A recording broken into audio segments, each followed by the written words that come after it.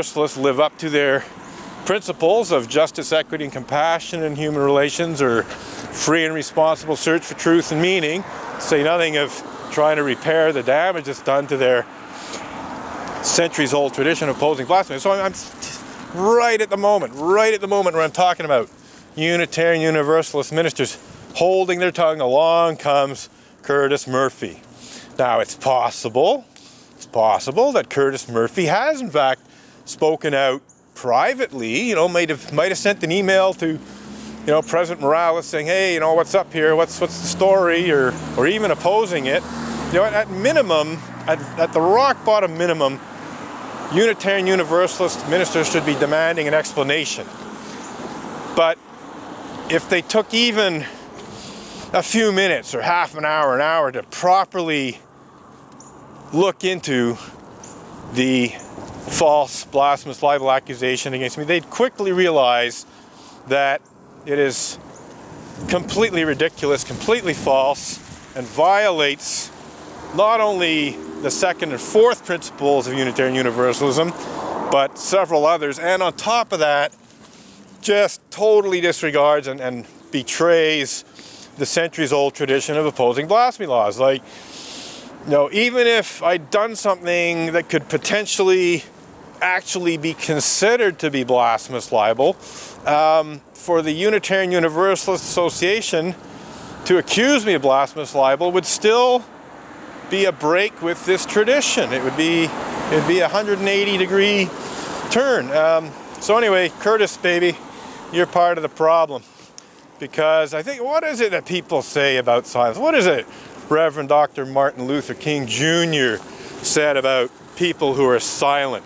I think he actually said several things. I think there's probably 2 or 3 quotations from Reverend Dr. Martin Luther King alone, which speak about how if you don't speak out against an injustice, you're complicit in it. And he's not the only one. There's the famous saying attributed to Edmund Burke. How does it go again? All that is necessary for the triumph of evil is for good people to do nothing, or something like that. That's a very close quote, and I'm sure the quote has a few different versions. So one more time.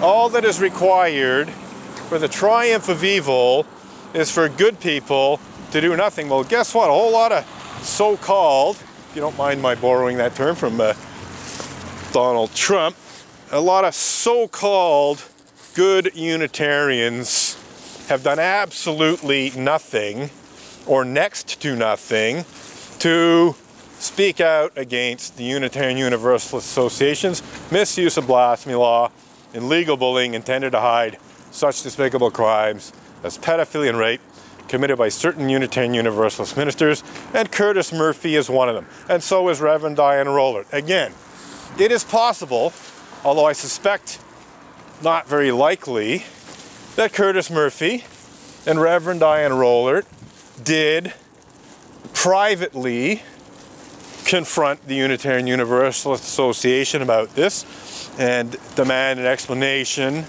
maybe even demand that they withdraw the false accusations.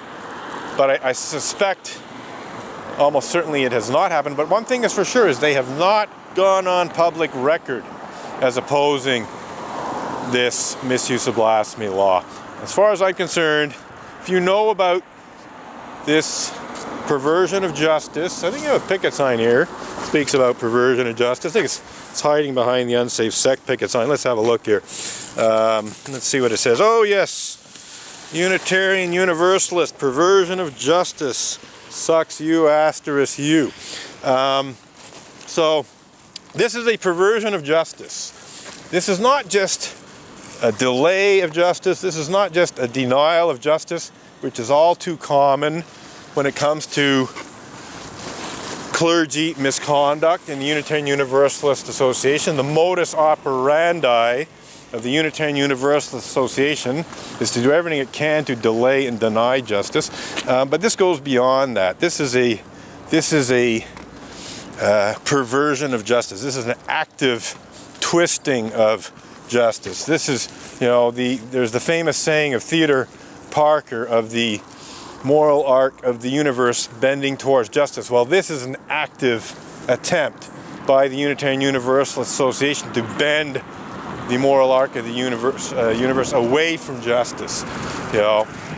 Just disgusting hypocrisy on the part of UUA President Reverend Dr. Peter Morales and Executive Vice President Kathleen K. Montgomery and other top-level leaders of the Unitarian Universalist Association, and basically every Unitarian Universalist minister who knows about this and has not spoken out against it is complicit in it, which means that there are many, many Unitarian Universalist ministers who are totally 100% complicit in this perversion of justice by the highest levels of leadership of their religious community. And then, of course, there's UUA moderator Jim Key. UUA moderator Jim Key, when he became moderator, about a little over a year after the Unitarian Universalist Association falsely accused me of blasphemous libel, I was put in touch with Jim Key by Annabelle Lieserson of UU Safety Net. I've always, or at least up until that point and sometime after, I had a very good relationship with UU Safety Net. I had a very good relationship with Annabelle Lieserson before UU Safety Net was even started. I supported her as much as I could on the internet. So essentially what happened is Annabelle Lieserson believed that Jim Key would be the best person to be UUA moderator. He'd be the best person to deal responsibly with the Unitarian Universalist Association's decades worth of mishandling of clergy misconduct, and that he would be the best person to right the wrongs and to reform the policies and procedures so that they were actually viable instead of bullshit, which is what they are. Basically, there's all kinds of nice stuff on paper, but in terms of actually enforcing it, it rarely happens. So basically, as I said earlier, the UUA just disregards its own policies and procedures. It disregards the MFC rules. It disregards the UUMA guidelines when people complain about clergy misconduct. So anyway, getting back to Jim Key, I had a conversation with him in September of 2013. Some months after he was elected UUA moderator, as a result of Annabelle Lieserson, suggesting he should talk with me. And at the time, I think she believed sincerely that he was going to clean up the big fat U** mess, which hasn't actually transpired. In fact, he's made it worse. But getting back to Jim Key, because we're going to get to how he made things significantly worse. In September, I believe it was September 2nd. Anyway, there's a video up on YouTube. If you go and you search Jim Key conversation, Rob and Edgar, you'll find the conversation I have with them. It's actually split into several videos because it was about an hour and a half long conversation. But in that conversation, I went into some detail with Jim Key regarding all forms of clergy misconduct, both sexual and non-sexual.